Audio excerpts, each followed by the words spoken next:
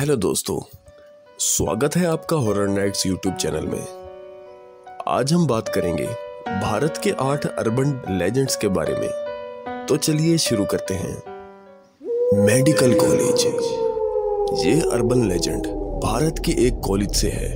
इस कॉलेज के senior students ने कॉलेज में नई आई एक लड़की स्टूडेंट के हॉस्टल के कमरे में इंसान की डेड बॉडी से कटा हुआ एक हाथ रख दिया और उसके कमरे का दरवाजा बाहर से बंद कर दिया। वो लोग उस इंसानी हाथ को उसके कमरे में रखकर सिर्फ उसे डराना चाहते थे। वो खून से सने इंसानी हाथ को अपने बिस्तर पर देखकर वो लड़की अपना मानसिक संतुलन खो बैठी। बहुत देर बाद जब उसके रूममेट ने कमरे को खोला तो उन्होंने देखा कि वो लड़की कमरे के एक कोने में बैठकर उस इंसानी हाथ से मांस के टुकड़े नोच रही थी। हिमालय का यटी।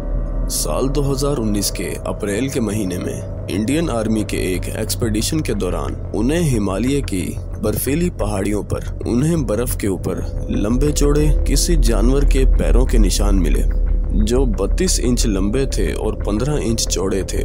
उन्हें देखने से पता चल रहा था कि इन्हें बनाने वाला जीव 7 से 8 फीट लंबा, 200 से 250 किलो वजनी और 2 पैरों पर चलने वाला था। स्थानिक लोगों के मुताबिक मकालू बेस के पास पाए गए ये निशान किसी और के नहीं बल्कि हिमालय में रहने वाले येटी के हैं। अक्सर मकालू बोलो के इस नेशनल पार्क में लोगों ने खुद विशाल का येटी को देखे जाने की बात कही है। इसीलिए इंडियन आर्मी ने खुद अपने ट्विटर अकाउंट पर इस येटी के पैरों की तस्वीरें अपने ट्विटर अकाउंट पर जारी की थी। कोंगला पास यूएफओ बेस। कहते हैं कि लद्दाख के पास मौजूद भारत और चीन की सरहद पर एक यूएफओ बेस मौजूद है जहां रात के वक्त रहस्यमय रोशनियां दिखाई देती हैं। और तो और स्थानिक लोगों और सैनिकों ने इस जगह से एलियंस के स्पेसशिप को उड़ान भरते हुए देखा है। ये उड़न तस्करियां अचानक से हवा में ऊपर की ओर उठती हैं और तेज रफ्तार से उड़ने के बावजूद इनमें से कोई आवाज नहीं आती। साल 2012 में खुद इंडियन आर्मी के कुछ ऑफिसर्स ने एक उड़न तस्करी को पैंगोंग लेक के ऊपर से गुजरते हुए देखा था। लेकिन सबसे अजीब बात ये थी कि वो उड़न तस्करी मिलिट्री के रडार पर दिखाई ही नहीं दे रही थी और इसीलिए वहाँ के लोग ऐसा मानते हैं कि कोंकला पास का ये इलाका एलियंस के द्वारा बनाया हुआ एक यूएफओ बेस है। डायन। ये घटना भारत की राजधानी दिल्ली में घटी थी। साल 2005 में ऐसी अजीबोगरीब खबरें सामने आईं कि एक बूढ़ी औरत रात के वक्त लोगों के दरवाजे खटखटाती थी। दरवाजा खोलने पर वो कहती कि बहुत दिनों से भूखी है और वो पूछती थी कि क्या उसे एक प्याज और रोटी मिल सकती है। जब उसे उसकी मांगी हुई प्याज और रोटी मिल जाती तो वो उस प्याज को मरोड़ कर तोड़ देती और उससे इंसानी खून निकलने लगता और थोड़ी ही देर में उसको प्यास देने वाला मर जाता था। लोगों का कहना था कि वो औरत एक डायन थी। मुंबई के आदमखोर चोर। साल 2012 में मुंबई में कई ऐसी खबरें आईं जिनके मुताबिक मुंबई में आदमखोरों का एक ग्रुप घूम रहा था जो रात के अंधेरे में लोगों के घर में चोरी किया करते थे और कभी कभी तो छोटे बच्चों को भी अगवा कर लेते जिन्हें वो बाद में पकड़कर खा लेते थे। ऐसा भी कहा जा रहा था कि वो एक आम इंसान से कद काठ में बहुत विशाल थे। ये चोर तेजी से भागते थे और एक छत से दूसरी छत पर आसानी से छलांग लगा लेते और सबसे अजीब बात ये थी कि वो किसी की पकड़ में ना आए। वो अपने शरीर पर ग्रीस लगाते थे। इन चोरों की दहशत इतनी थी कि लोग पूरी रात जागकर घर के बाहर पहरा देते। मुंह नोचवा। ये घटनाएं साल 2002 में यूपी के कानपुरी के इलाके में घटी थी। खबरों के मुताबिक एक छोटा सा जीव रात के अंधेरे में लोगों के चेहरे नोच रहा था। कहा जा रहा था ये जानवर तेज धार नाखूनों से लैस था और ये शरीर के खुले अंगों को नोच देता और ज्यादातर हमले चेहरे पर होने के कारण इसका नाम मुंह नोचवा पड़ गया।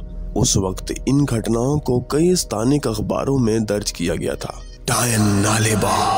ये साल 1990 की बात है।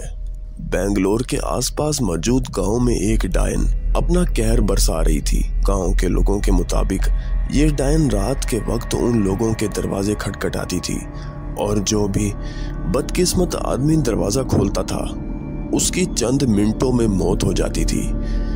इस तरह की घटनाओं में कई लोगों ने अपनी जान गंवाई थी। इन घटनाओं से लोग परेशान होकर गांव को छोड़कर जाने लगे, लेकिन बाद में कुछ ही बचे गांव वालों ने एक बढ़िया सी तरकीब लगाई। उन लोगों ने अपने घरों के दीवार और दरवाजे पर लिखा नाले बा, जिसका मतलब था कल आना। ऐसा करते ही उनके घरों के दरवाजे बजना बंद हो गए। बेंगलुरु में ये घटी घटनाओं को उस वक्त के कई न्यूज़पेपर्स ने कवर भी किया था। Monkey man. ये घटनाएं साल 2001 में भारत की राजधानी दिल्ली में हुई थी और इन घटनाओं के कारण लोगों की रात की नींदें हराम हो गई। कहा जा रहा था कि देर रात के वक्त लोगों पर कोई अजीब सा जानवर हमला कर रहा था। गवाहों के मुताबिक ना तो ये आदमी था, ना ही कोई बंदर, बल्कि बंदर और आदमी का मिलाप लग रहा था और इसीलिए इसे कहा गया मंकी मैन। जिन भी लोगों का इस जानवर से पाला पड़ा था, उनके मुताबिक ये जानवर 5 फीट से भी ज्यादा लंबा था और उसका पूरा शरीर काले बालों से ढका हुआ था और इसीलिए कुछ लोग उसे काला बंदर कह रहे थे। और कुछ लोगों का यह भी कहना था कि इसके भयानक हाथ तेज धार नाखूनों से लैस थे और उसके सर पर हेलमेट जैसा सुरक्षा कवच होता था और ये जानवर लंबी लंबी छलांगे लगाता था। ये मंकी मैन ज्यादातर अकेले और अनसुरक्षित लोगों पर हमला करता था। दिल्ली में मंकी मैन की दहशत इतनी ज्यादा बढ़ गई थी कि मंकी मैन के देखे जाने के डर से कुछ लोगों ने छत से कूदकर अपनी जान गंवाई थी। ये सब घटनाओं को देखते हुए दिल्ली पुलिस ने कई सारी स्पेशल टीम्स को अलग अलग जगहों पर तैनात किया और रात के वक्त लोग भी घर के बाहर हथियार लेकर पहरा देते और फिर हजारों कोशिशों के बाद भी मंकी मैन किसी के हाथ नहीं लग पाया और ये घटनाएं भी एक दिन अचानक से रुक गईं। किडनी चोरों का गैंग। भारत में किडनी चोरी होना कोई नई बात नहीं। 90 के दशक में कई लोगों को गुमराह करके उनकी किडनी निकाल ली जाती थी। जैसे कोई भोला इंसान पेट का दर्द लेके हॉस्पिटल में चला जाता तो डॉक्टर उसे बहुत ज्यादा डरा देते थे, जैसे कि ये बहुत बड़ी बीमारी हो और उसका ऑपरेशन करना पड़ेगा। एडमिट करने के बाद उसे 1 हफ्ते तक अच्छा खाना खिलाया जाता था, फिर बेहोश करके मरीज की किडनी निकाल ली जाती और वो अनजान आदमी बची हुई किडनी के सहारे बाकी जिंदगी निकाल लेता था। साल 2008 में एक ऐसे डॉक्टर को पकड़ा गया जो कि एक चोरों का ग्रुप था जो लोगों को किडनैप करके उनकी किडनियां निकाल लेता। वेयरवुल्फ। ये घटनाएं साल 1980 कर्नाटक के राज्य में पवागढ़ के इलाके में घटी थी। रात के अंधेरे में कोई 5 साल से कम उम्र के बच्चों को अगवा कर रहा था और जब लोग अपने बच्चों को ढूंढने लगे तो इनके हाथ सिर्फ खून से सने कपड़े लगते थे। गवाहों के मुताबिक छोटे बच्चों का अपहरण एक भेड़िया कर रहा था। ये भेड़िया सिर्फ अपने पीछे के 2 पैरों पर दौड़ा करता था और बिल्कुल किसी इंसान की तरह वो अपने हाथों को बच्चे उठाने में इस्तेमाल करता। इस आदमखोर भेड़िए के द्वारा कोई भी बच्चा अगवा किया हुआ जिंदा नहीं मिला। करीब 10 सालों बाद ऐसी घटनाएं यूपी के इलाकों में भी घटी थी। पुलिस की कोशिशों के बाद कोई भी सुराग ना मिल पाया।